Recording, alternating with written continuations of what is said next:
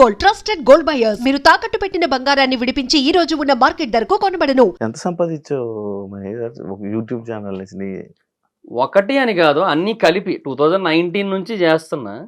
So అప్పటి నుంచి ఇప్పటి వరకు ప్రమోషన్స్ అన్ని కలిపి మోర్ దెన్ 1 ఉంటది. More than 1 year 1 year YouTube నుంచి. అంటే జబర్దస్త్ తో నీకు ఎంత ఇచ్చారు? జబర్దస్త్ నుంచి ఏం రాలేదు పెద్ద. ఎంత ఇచ్చేవాళ్ళు నార్మల్గా అప్పుడు? అందరూ 1000 రూపాయలే. ఆర్పిఎన్ నాకు ఫస్ట్ 70 స్కిట్లకి 1000 రూపాయలు ఇచ్చారు. తర్వాత ఒక 50 స్కిట్లు 60 స్కిట్లకి 2000 ఇచ్చారు. 70 స్కిట్లు 1000? ఎప్పుడు బ్రో? 2019 అంటే అంతే. 19 అంటే 18 నుంచి ఆర్పిఎన్ దగ్గర 18 నుంచి చేశాను నేను. 18 కూడా కాదు, 17 ఎండింగ్ లోనే ఎప్పుడో చేశాను నేను ఆర్పిఎన్ దగ్గర. అప్పటి నుంచి చేస్తున్నా అన్న దగ్గర. సో అప్పటి నుంచి అనమాట. యూట్యూబర్ నా అన్వేషణ మీద ఏంటి బ్రో? అండ్ నాకు మంచి ఫ్రెండ్ ఆయన ప్రస్తుతానికి. అంటే చాలా మందికి బూతులు తిడుతున్నారు, వల్గారిటీ ఉంటుంది, ఫుల్ ఉంటది. కొన్ని సార్లు పేరెంట్స్ మీదకి ఫ్యామిలీ మీదకి వెళ్తూ మాట్లాడుతూ ఉంటాడు. ఫ్రెండ్ అని సపోర్ట్ చేస్తున్నావా? లేదు, సపోర్ట్ ఏం లేదు. నేను దాన్ని ఏమంటారు, అది కరెక్ట్ కాదని చెప్తాను. But end of the day audience encouragement ఉంది దానికి. ఆయన ఐస్లాండ్ వెళ్ళి అక్కడ వాటర్ ఫాల్స్ కొన్ని చూపించాడు. ఆయన వరల్డ్స్ బెస్ట్ వాటర్ ఫాల్ అనిపించింది నాకు అక్కడ. ఆయన క్యాంపింగ్ వేసుకొని వ్యాన్ తో అది డ్రోన్ షాట్లు చూపించాడు. అసలు ఎంత ఖర్చు అయినా పర్లేదు, జీవితంలో ఏదో ఒక టైంలో అక్కడికి వెళ్ళాలనే ఫీలింగ్ వచ్చింది నాకు. అంత బాగుంటది అది. దానికి 4 లక్షల వ్యూస్ వచ్చినాయి. ఆయన ఒక యూట్యూబర్ నో ఒక ఇన్ఫ్లుయెన్సర్ నో తిడుతూ వీడియోలు చేస్తే 20-30 లక్షల వ్యూస్ వస్తాయి. ఇక్కడ ఎవరి తప్పు? చూడకూడదు అట్లాంటివి. నేను అదే అంటున్నా. ఇప్పుడు ఇట్లాంటి వాటిని ఎంకరేజ్ చేస్తున్నారు. 18+ డైలాగుల్ని, 18+ కంటెంట్ ని, వాటిని ఎంకరేజ్ చేస్తున్నారు. అటు బూతులు మాట్లాడుతున్నా కూడా త్యాగరాజ కీర్తనలు లేదంటే శ్రీశ్రీ మహాప్రస్థానం అన్నట్టు వింటున్నారు వాటన్నిటిని కూడా. మరి ఇంకా అయ్యే చెప్తారు వాళ్ళు. శ్రీశ్రీ మహాప్రస్థానం ఎందుకు చెప్తారు? ఇయ్యే ఎక్కువ వింటున్నప్పుడు అంతే ఉంటది. రివ్యూస్ అవును బిగ్ బాస్ ఇస్తున్నా వైబ్స్ లోనే. ఓన్లీ బిగ్ బాస్ రివ్యూస్ మీద ఎంత సంపాదిస్తామా? అంటే పెర్ సీజన్ ఒకవేళ బాగా ఎక్కువ వీడియోలు చేస్తే మంత్ కి ఒక 2 lakhs అబౌవ్ వస్తుంది. 2 lakhs అంటే నాకు ఇంకా అంత రీచ్ లేదు కదా. నేను ఎక్కువ వెళ్తుంది కదా బానే. అంటే ఒక 3 lakhs వరకు కూడా వచ్చు. 2 lakhs to 3 lakhs మధ్యలో ఉంటది. 3 వరకు టచ్ అవ్వచ్చు. ఒక సీజన్ మొత్తానికి 15 వరకు వెళ్ళొచ్చేమో ఒకవేళ బాగా క్లిక్ అయితే. అక్టోబర్ నవంబర్ మంత్ లో మనకి ఆర్పిఎం ఎక్కువ ఉంటది కదా, అప్పుడు మేబీ క్లిక్ అయితే ఎక్కువ రావచ్చు. 3 నెలలకు 15 లక్షలు, 4 నెలల కంటే 3 నెలలు 15 రోజులు కలిపి అట్లా ఏమైనా రావచ్చు. బట్ నేనేమంటే నాకు already Mahidhar vibes, trending topics, facts and mysteries, ఇప్పుడు బిజినెస్ పెట్టా కొత్తగా, ఇవన్నీ ఉండడం వల్ల అన్ని చేయలేను, తక్కువే వస్తుంది. ఇప్పుడు తగ్గించాను. కంటెంట్ డౌన్ కూడా అయింది మధ్య. కంటెంట్ కూడా ఎక్కువ పెట్టలేకపోతున్నా. హైదరాబాద్ వచ్చా, ఇప్పుడు ఇక్కడ కుదరట్లేదు చేద్దామంటే. ఎంత అయింది బిజినెస్ పెట్టడానికి? అరౌండ్ ఒక 60 దాకా అయింది. 60 lakhs. పెళ్లి అయింది కదా రీసెంట్. కట్నమా? అదేట్లేదు. ఏంటి పెళ్లి? లవ్ మ్యారేజా? ఎప్పటి నుంచి లవ్? అంటే 2024 January 1st నుంచి. ఎక్కడ, ఎలాగా అంటే చెప్తావు ఒకసారి. అంటే తను ఆంధ్ర యూనివర్సిటీలో ఎంఎస్సీ చేస్తుంటారు. వైజాగే అంటే తన రాజమండ్రి, ఎంఎస్సీ కోసం ఆంధ్ర యూనివర్సిటీ. సో అట్లా నా సబ్స్క్రైబర్ కొంచెం అలా ఇన్స్టాలో మెసేజ్ చేసి, అయ్యో నా ఎన్ని సబ్స్క్రైబర్లు మెసేజ్ చేశారో చూడు, రిప్లై ఇవ్వలేం బ్రో. భయం మళ్ళీ నువ్వే రివ్యూ ఇస్తావు, శివరాజు రిప్లై ఇచ్చాడని చెప్పి. ఎందుకు బ్రో? నాకు సరిపోయింది. లేదు, పెళ్లి చేసుకుంటే ఎవరేమనరు కదా, అది కూడా కరెక్ట్. సారీ చెప్పు, అది కూడా కరెక్ట్. సో ఆ తర్వాత ఇంకా అట్లాగా ఇంకా కాసేపు ఒక 2-3 times నార్మల్ గా మెసేజ్ చేసుకుని, ఆ తర్వాత అట్లా మాట్లాడుకుని కొంచెం తర్వాత ఒక రోజు అట్లా బీచ్ రోడ్ లో కలిసి అలా ఫ్రెండ్షిప్ అనేది బిల్డ్ అయింది. అట్లా లవ్ అయిపోయి లవ్ మ్యారేజ్ చేసుకున్నా. అట్లా అరేంజ్ మ్యారేజ్ అనుకున్నా నేను. నువ్వు మ్యారేజ్ అయిపోయి నేను వైజాగ్ వెళ్ళిపోయాను బ్రో అంటే.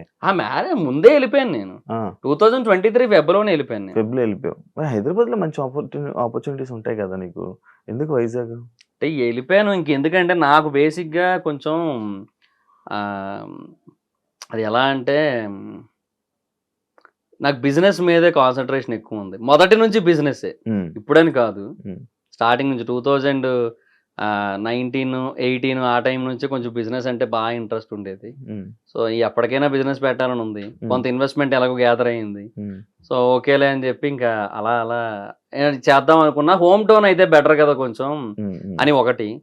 రెండోది ఏంటంటే ఇంకా మూవీ రివ్యూస్ ఎక్కడి నుంచి అయినా చేసుకోవచ్చు కదా. అవును పైగా ఇప్పుడు 1 AM షోలు అక్కడే పడుతున్నాయి. అవును కొంచెం అదొక అడ్వాంటేజ్ కూడా ఉంది కదా. సరే ఇంకా బెటర్లే అని చెప్పి ఇంకా అటే వెళ్ళాను. ఇంకా అటే వెళ్ళిపోయాం. వైజాగ్ సొంత ఊరు కదా, ఇంకా అవును. అంతే.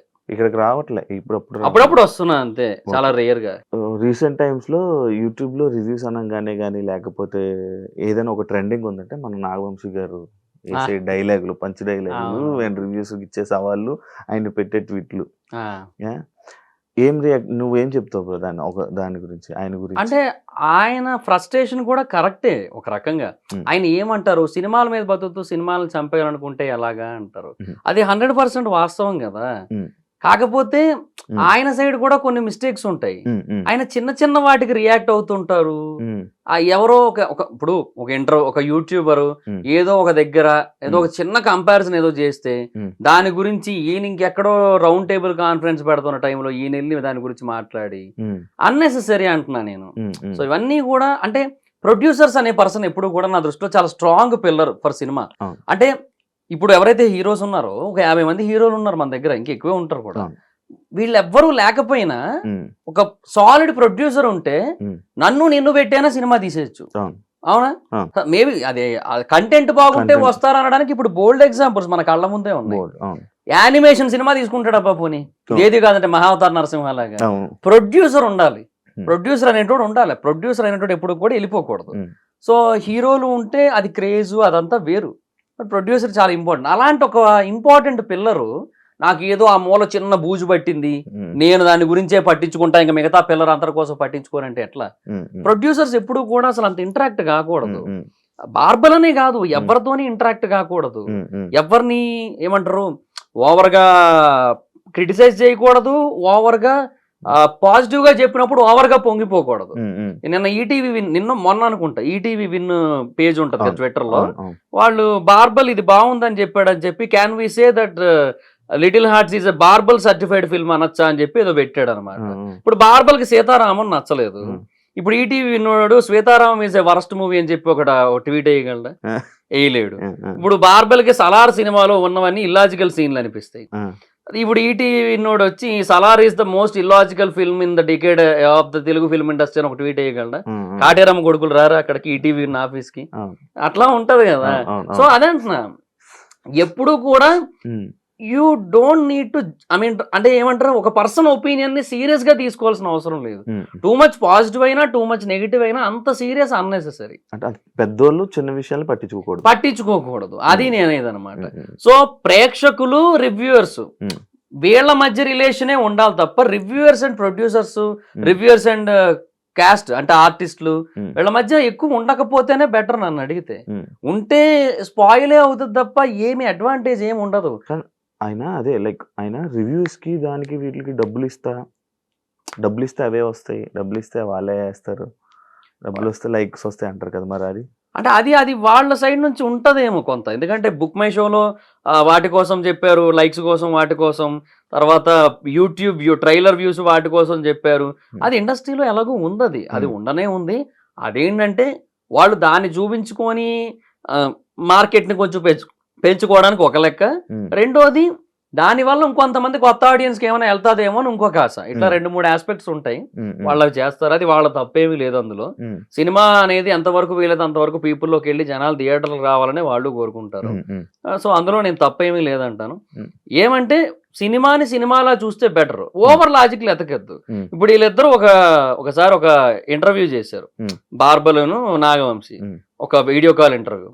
దాంట్లో ఈయన సలార్లో కూడా లాజిక్ ఎదుగుతాడు కాబట్టి బార్బర్ ఆ లాజిక్ అడిగాడు ఆయన్ని, ఏమని సలార్లో గన్ను గాల్లోకి పెట్టిన తర్వాత ఇంటర్వెల్ సీన్కి ముందు ఆ టాటూ చూస్తాడు, చూడగానే కిందకు పడేయడం ఎందుకు, కాల్ చేస్తే అయిపోద్ది కదా, అది నా లాజిక్ అని చెప్పి అట్లా తను అది ఇల్లాజికల్ అనిపిస్తుంది అట్లా అని.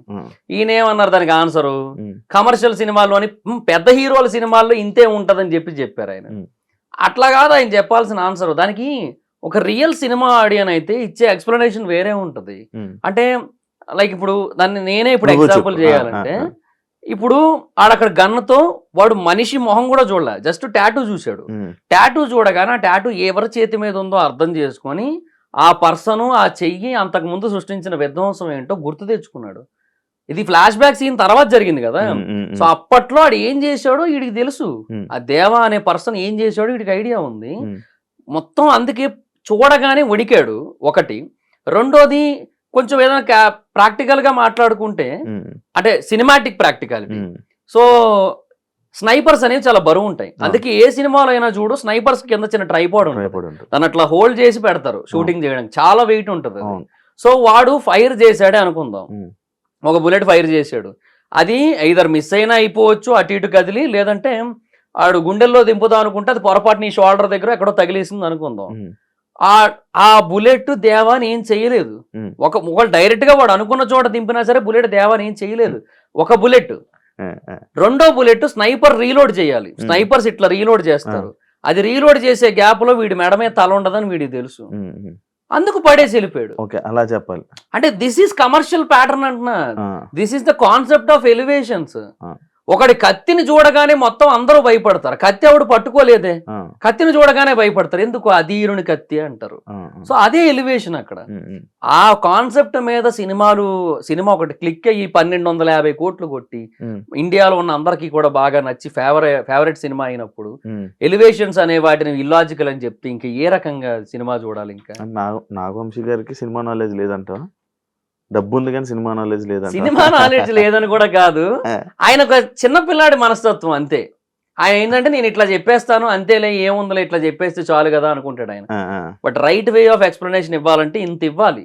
ఇంత ఇస్తే అవతలోళ్ళు సైలెంట్ అవుతారు కదా, అవతలోళ్ళకి ఒకటి అర్థం అవుతుంది కదా. అదే అంటున్నా నేను.